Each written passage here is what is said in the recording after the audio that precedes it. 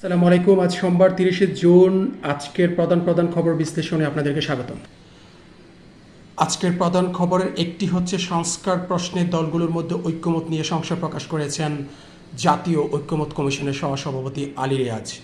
এখনও পর্যন্ত বিগত 7 দিনে 9টি বিষয়ে ঐক্যমতে পৌঁছতে পারেনি জাতীয় ঐক্যমত কমিশন। অত্যন্ত দুঃখজনক। সংস্কার যত পিছাবে, নির্বাচন তত পিছাবে, দেশের সংকট ততটা ঘনীভূত হবে। আজকের একটি বড় খবর হচ্ছে নারীকে ধর্ষণের পর মারধর করে ভিডিও প্রচার, নিন্দা ক্ষোভ। সেটা ঘটেছে কুমিল্লার মুরাদনগর। আমি কুমিল্লার ছেলে হিসেবে অত্যন্ত লজ্জিত।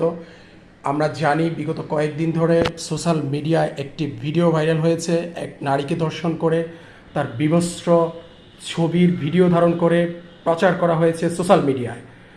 এই ঘটনায় যারা জড়িত ছিলেন তাদের গ্রেপ্তার করা হয়েছে এবং এটার মূল ঘটনা হচ্ছে 50,000 টাকা এক ভদ্রলোক ওই ভিকটিম পরিবারের কাছে পান।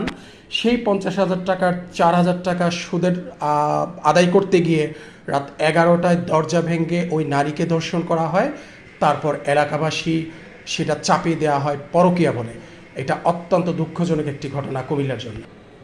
শুধুমাত্র পুষ্টির অভাবে এবং না খেয়ে 66 জন শিশুর মৃত্যু হয়েছে বলে ইসরায়েল কর্তৃপক্ষ জানিয়েছে।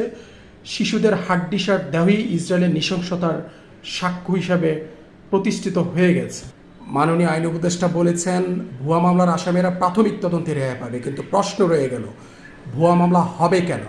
অজ্ঞাত মামলার আসামির নামে যে বাণিজ্য হচ্ছে সেটা বন্ধ করতে হবে সরকারকে। ডেঙ্গুতে বিগত 5 দিন ধরে টানা মৃত্যু হচ্ছে, মোট 8 জন মারা গিয়েছে এবং এই বছর সর্বমোট 9,866 জন ডেঙ্গুতে আক্রান্ত হয়েছে। অত্যন্ত দুঃখজনক। আমাদের সচেতন হওয়া লাগবে। সবাই ভালো থাকবেন। আজকের